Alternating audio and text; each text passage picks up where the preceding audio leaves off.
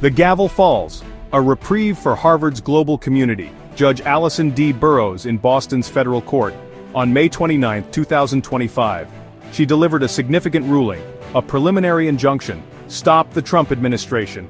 Their plan to ban international students at Harvard. That plan, on hold. A crucial reprieve. This decision followed a legal skirmish. Last Friday, May 23rd, Judge Burroughs granted a temporary restraining order. That order bought precious time. The hearing for this new injunction, held today. The result? The ban is blocked. Harvard can continue enrolling students from everywhere, while the main lawsuit grinds on. The Trump administration, specifically the Department of Homeland Security. They sent Harvard a notice, 30 days to argue, against losing its power to host international students. The message was clear: comply or else. This injunction, a lifeline for Harvard, and, more importantly, for its people. Over 7,000 international students, scholars, alumni, their lives thrown into chaos. This ruling offers them a pause, some hope.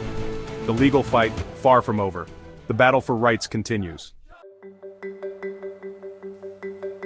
So, why? Why this dramatic move? Why try to strip Harvard of its international student program? The Department of Homeland Security, led by Secretary Kristi Noem, had reasons. Accusations flew. Harvard, they claimed, coordinated with foreign entities, including the Chinese Communist Party, and failed to address anti-Semitism on campus.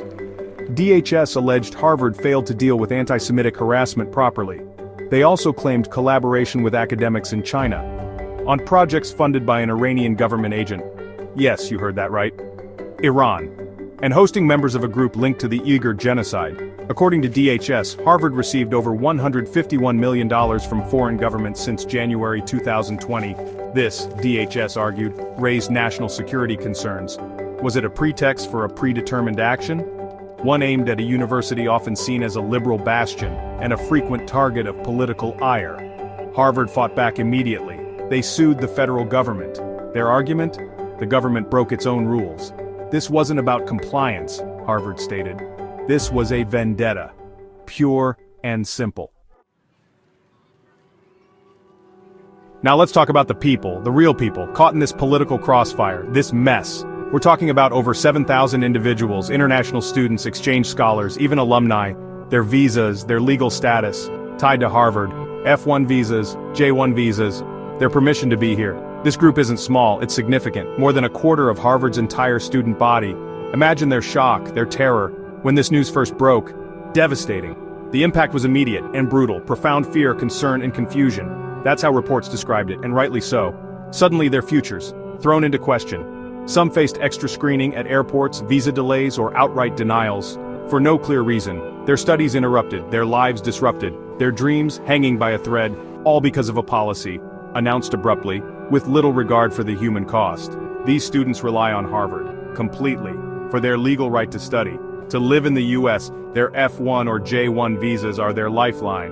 Revoking Harvard's certification, it's not just an institutional blow, it's a personal catastrophe for thousands forced to leave mid-degree, mid-research, careers shattered. So, the reactions, they came fast and furious. Harvard University, through a spokesman, stood firm. Harvard will continue to take steps, he said, to protect the rights of our international students and scholars, a clear message of defiance and support. Harvard President Alan Garber, he spoke too, at the university's graduation ceremony recently. He stressed the importance of international students. The crowd, they gave him a standing ovation, a powerful symbol of campus sentiment. Then there's Donald Trump, of course. He took to social media, as he does, criticizing Harvard, predictably, claiming the university found a favorable judge, and asserting the government would ultimately win. Confidence or bluster, time will tell. Meanwhile, acting ICE Director Todd Lyons, he was the one who sent that initial letter, giving Harvard 30 days to respond. The bureaucratic arm of this whole affair, others weighed in. From across the spectrum, Ryan Enos, a Harvard government professor, he spoke at a protest against the sanctions. Faculty standing with students, a united front. Ella Ricketts, a first-year international student. She expressed cautious optimism. What do you think? Should international students be welcomed or restricted? Drop your opinion in the comments below. Hit like. If you support academic freedom and subscribe for more breaking news and real stories the mainstream won't show you. Don't forget to share this video to stand up for students everywhere.